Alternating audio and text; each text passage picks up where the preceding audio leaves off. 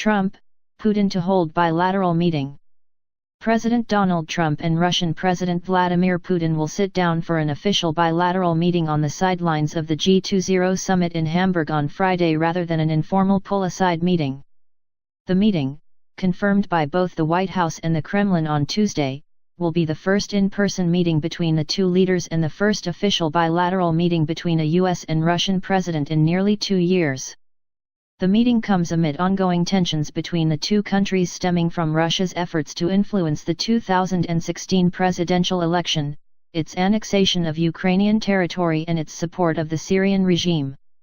It is planned as a fully-fledged, seated meeting, Kremlin spokesman Dmitry Peskov said Tuesday, according to the state-run TASS news agency.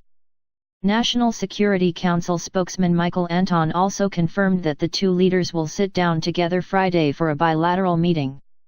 The format remained an open question through this weekend. Homeland Security Advisor Thomas Bossert said Sunday on ABC's This Week that the parameters of the meeting had not yet been set.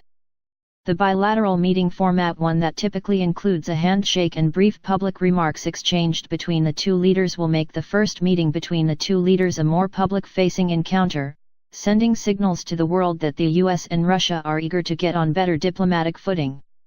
An informal pull-aside, the setting in which President Barack Obama and Putin met at the G20 last September, would have sent signals to Russia that it must do more to change its behavior to engage on a higher level diplomatically with the US and marked a continuation of the icy relations between the US and Russia under the Obama administration, particularly in its final years. Anton, the NSC spokesman, told CNN there is still no agenda for the bilateral meeting, echoing National Security Advisor H.R. McMaster's comments to reporters during a briefing Friday. There's no specific agenda. It's really going to be whatever the president wants to talk about, McMaster said then. Administration officials told CNN that Trump plans to focus heavily on the conflicts in Syria and Ukraine.